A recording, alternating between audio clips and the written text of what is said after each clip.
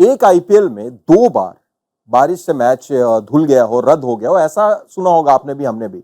लेकिन क्या एक टीम लगातार 2 बार बारिश की वजह से 1 पॉइंट ले, कभी आपने सुना है? हमें तो याद नहीं है। अगर आपको याद हो तो आप जरूर बताइएगा और इसका जवाब हम यहां पर भी ले लेंगे। स्वागत है आपका ESPN cricket for time out Hindi में, और हमारे साथ मौजूद है वसीम जाफर। वेलकम वसीम भाई। शुक्रिया सैयद। वसीम भाई, एक और बारिश, मैच रद्द हो गया, अच्छी चीज सनराइजर्स हैदराबाद के फैंस के लिए, इस टीम के लिए क्यों लिखा गया, वो आगे चली गई, प्लेऑफ की सीट मुकर्रर हो गई, तीसरी टीम बन गई। लेकिन इससे पहले कि थोड़ा सा समीकरण पर हम लोग बात करें, आपको याद है कि एक टीम लगातार 2 मैच हारी, बारिश की वजह से बाधित हुआ हो, रद्द हुआ हो? मुझे तो याद नहीं है, शायद आपको याद होगा। नहीं, मुझे भी याद नहीं। यही तो है आज का जो टेस्ट था। मैं छोड़ दे रहा हूं दर्शकों पर कि अगर आप लोगों को कुछ याद हो तो जरूर आप बताएंगे। पर ये सही में जहां जा रही है टीम, साथ में छाता लेकर जा रही है कि बारिश गिर रही है, और इसकी वजह से वसीम भाई लखनऊ, दिल्ली तो बाहर हो गई, ई लिखा गया। लखनऊ को एक चांस अभी भी है, मुंबई के खिलाफ जो उनका मुकाबला है, एक समीकरण है जो वो उनको पहुंचा सकता है। समीकरण बताइए। नहीं, वो ना ही बताए तो अच्छा है क्योंकि वो समीकरण बहुत मुश्किल है। उसके लिए किताबी क्रिकेट से भी आगे खेलना पड़ेगा। बिल्कुल भाई, नामुमकिन से करीब का समीकरण है। वो समीकरण ऐसा है कि आप 400 के करीब रन से जीतिए तो फिर आपकी जो नेट रन रेट है बेंगलुरु से ऊपर जा सकती है, और फिर आप उम्मीद कर सकते हैं। तो यानी वसीम भाई, एक तरीके से उनका भी सफर समाप्त हो गया। ऑफिशियल ई भले ना लिखाया हो, उन्हें पता होगा।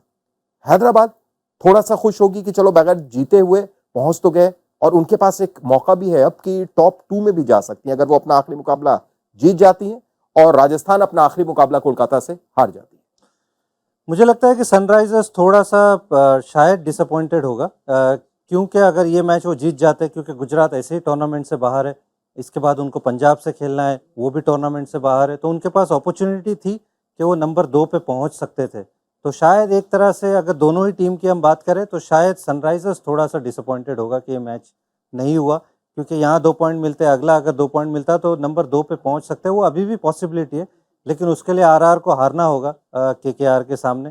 तो आई फील 1 पॉइंट से खुश तो होंगे, क्योंकि वो नंबर 3 पे एटलीस्ट वो क्यों उनके आगे लिखा गया, क्वालिफाई हो गए, बट उनकी नज़र होगी वो नंबर 2 स्पॉट पे, क्योंकि अगर आप नंबर 2 पे पहुंच जाते हो तो आपको वो एक एक्स्ट्रा गेम मिलता है। आपके पास अगर हारने के बाद भी आपको एक अलग अपॉर्चुनिटी मिलती है, तो उनकी नज़र तो यही होगी कि पंजाब को वो हराएं और उम्मीद करें कि आरआर केकेआर के साथ हार जाए। बिल्कुल। और वसीम भाई, इसमें जो हम लोग लगातार बात कर रहे हैं कि टॉप 2 में रहने से एक तो फायदा है, जैसा आपने बताया कि 2 अपॉर्चुनिटी मिलती है। एक मैच अगर आप हारते भी हैं तो अगला एलिमिनेटर भी आपको खेलना पड़ सकता है, और अगर पहले ही जीत जाते हैं तो आप सीधे फाइनल में पहुंच जाते हैं। उसके अलावा जैसी टीम है सनराइजर्स हैदराबाद की, जैसा क्रिकेट खेलते हैं, वो कहीं ना कहीं पसंद करेंगे कि चेन्नई की जगह वो प्लेऑफ्स खेलें अहमदाबाद में। अगर आप टॉप 2 में रहते हैं तो अहमदाबाद में आप खेलेंगे, और उसके बाद वहां पर चेन्नई की तरफ आप आएंगे, क्योंकि ये जो टीम है पाटा विकेट खोजती है। जी बिल्कुल, और मैंने वो इससे पहले भी हमने बात की थी कि ये जब इनको फ्लैट पिच मिल जाती है तो इनके बैट्समैन डेंजरस हो जाते हैं, और इनकी बॉलिंग जिस तरह से है वहाँ पे ये कहीं ना कहीं काम कर जाते हैं। तो अगर पाटा पिच मिल गई इनको, जो कि अहमदाबाद की है, तो वहाँ पे ये टीम डेंजरस हो जाएगी। अगर नंबर 2 पर आ गई तो फिर चीज़ें मुश्किल कर सकती हैं जो नंबर 1 की टीम है, जो केकेआर है। बट अगर नंबर 3 पे भी फिनिश की तो इनको खेलना तो वैसे पहले अहमदाबाद ही में, लेकिन फिर उसके बाद में उनको जाना होगा चेपॉक, जहाँ चीज़ें थोड़ी मुश्किल हो सकती है। तो इसी चलते मतलब उनकी नज़र इसी पे होगी कि भैया हम टॉप 2 के अंदर क्वालिफाई करें और उम्मीद करें कि वो मैच जीते और सीधा चेपॉक के फाइनल में पहुंचे। बिल्कुल। और थोड़ा सा पॉइंट्स टेबल आपको देखना जरूरी है। सबसे पहले तो ये देखिए कि क्यों लिखा चुका है। अब हैदराबाद के बगल में भी तीसरी टीम बन गई है, और वसीम भाई, लेकिन यहां पर जो अब आप देख रहे हैं, जो खासतौर से बेंगलुरु, हालांकि दिल्ली अभी भी बेंगलुरु से ऊपर है क्योंकि उसके 14 अंक है, एलिमिनेटेड इसलिए लिखा गया है कि उनकी नेट रन रेट कम है, मैच नहीं बचे हुए हैं, तो वो आगे नहीं जा सकते हैं। लेकिन बेंगलुरु और चेन्नई का मुकाबला जो 18 मई को होना है, अब वो कितना तगड़ा मुकाबला हो गया। क्योंकि पहले हम लोग एक बार जब बात कर रहे थे तो ये भी कर रहे थे कि अगर हैदराबाद दोनों मैच हार जाती है तो भाई दोनों टीम के पास मौका होगा आगे जाने का, लेकिन अब नहीं है। अब सीधे सीधे नॉकआउट है। 18 रन या 18.1 ओवर में आपको मैच जीतना है तो बेंगलुरु आगे, नहीं तो चेन्नई। नहीं, बेंगलोर के लिए तो मतलब ये मस्ट विन गेम हो गया है, मस्ट विन। और ऊपर से ये जो आपने आंकड़े बताए, उनकी नज़र इस पर होगी। चेन्नई को तो सिर्फ मैच जीतना है, अगर वो मैच जीत जाते हैं तो वो आ जाते हैं नंबर 4 की पोजीशन में। तो बेंगलोर के लिए ऑब्वियसली बहुत इंपॉर्टेंट गेम है, 18 तारीख को वो वर्चुअल एक तरह से आप प्री क्वार्टर फाइनल कहे या क्वार्टर फाइनल कहे, उस तरह से होगा। एक उनके लिए परेशानी ये है कि विल जैक्स उनके चले गए हैं प्लेयर, चेन्नई के लिए मोइन अली चले गए हैं, बट विल जैक्स की कमी मुझे लगता है कहीं ना कहीं खलेगी। शायद उनकी जगह पे ग्लेन मैक्सवेल आ जाएंगे। अब तक वो जो बल्ला आप कहें कि ग्लेन मैक्सवेल का जो अब तक शांत पड़ा हुआ है, अब ये उनकी ये उम्मीद होगी कि भैया ये थोड़ा जो फ्रेंचाइज ने मुझ पे फेथ दिखाया है, फ्रेंचाइज ने जो मुझ पे पैसे लगाए, वो थोड़ा रीपे करने का टाइम है। तो ग्लेन मैक्सवेल से उम्मीद होगी कि भैया ये इंपॉर्टेंट गेम में थोड़ा सा कुछ करिश्मा दिखाए जो आपने 50 ओवर के वर्ल्ड कप में दिखाया था। तो सारे फैंस की, आरसीबी के फैंस की, आरसीबी की टीम की नज़र ग्लेन मैक्सवेल पे होगी।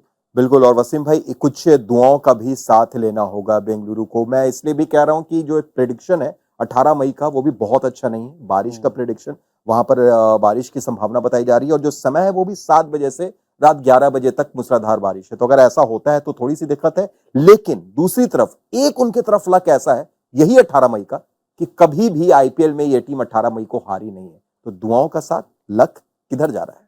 बिल्कुल, बिल्कुल, पूरी मुझे लगता है कि बेंगलोर के फैंस पूरे उस दिन दुआओं में जुटे रहेंगे कि भैया ये मैच हो और मैच थोड़ा-सा उनकी तरफ आए, क्योंकि ये स्टोरी बड़ी इंटरेस्टिंग रही है कि पहला हाफ कहें तो बिल्कुल ऐसा लग रहा था कि ये टीम बिल्कुल बॉटम में फिनिश होने वाली है, और वहाँ से जो टर्न अराउंड की है इस टीम ने, लगातार 5 मैचें जीती है, जो किसी भी टीम ने नहीं जीती इस टूर्नामेंट में। तो कमाल की स्टोरी रही है। तो आई होप कि वो उस तरह से ना हो कि बारिश हो जाए और इनका कारवां यहीं समाप्त हो। तो बिल्कुल जैसे आप कह रहे हैं कि फैंस की, सबकी नज़र इसी पर होगी कि भैया मैच हो और मैच ऑब्वियसली आरसीबी की तरफ जाए, ये उनके फैंस की दुआएं होंगी। थला? थाला ऑब्वियसली उनकी उनकी टीम की भी अपनी समस्याएं हैं, क्योंकि उनके प्लेयर्स मिसिंग हैं, उनके फास्ट बॉलर्स मिसिंग है, पति राणा चले गए, हमने मोइन अली की बात की, उसके अलावा दीपक चाहर इंजर्ड है। तो उस टीम के पास भी दिक्कत है, बट ये टीम जीतना जानती है, या इनके पास जिस तरह की भी टीम हो, ये कहीं ना कहीं से रास्ता निकाल लेती है। तो सरप्राइज मत होइएगा कि भैया ये टीम कहीं ना कहीं से जोड़ जाड़ के मैच में कुछ ना कुछ कारनामा कर दे। बट मेरी थोड़ी सी, बोलते हैं ना कि एक सॉफ्ट कॉर्नर थोड़ा सा आरसीबी की तरफ है, क्योंकि ये उनका कमाल का सफ़र रहा है। थाला ने ऑलरेडी 5 ट्रॉफी जीत चुकी है ऑब्वियसली, तो वहाँ पे ट्रॉफियों की कमी नहीं है। आरसीबी बेचारे, उनके यहाँ सूखा लगा हुआ है, तो उम्मीद करते हैं कि एटलीस्ट वो क्वालिफायर्स तक तो पहुँच जाए। बिल्कुल। और वो सॉफ्ट कॉर्नर इसलिए भी है कि भाई आप वहां से मैच भी खेल चुके हैं आरसीबी की तरफ से। बहुत पहले, लेकिन हाँ खेले तो है। बिल्कुल। लेकिन ये जो जर्सी का कलर है, इससे ज्यादा मैं बोलूंगा नहीं। मेरा रुझान किधर है। बहुत बहुत शुक्रिया वसीम भाई जुड़ने के लिए, तमाम बातचीत के लिए। तो बारिश ने खेल तो बिगाड़ दिया है, दिल्ली का खेल बिगाड़ दिया है, लखनऊ का, लेकिन कहीं ना कहीं फायदा हो गया हैदराबाद को, और अभी भी उनके पास उम्मीद है टॉप 2 में जगह बनाने के लिए। कैसे और क्यों, ये सारी चीज के लिए आप देखते रहिए ESPN क्रिक इन्फो साइट पर भी जाइए, और वहां पर समीकरण के आंकड़े भी आपको हिंदी में और इंग्लिश में भी मिल जाएंगे।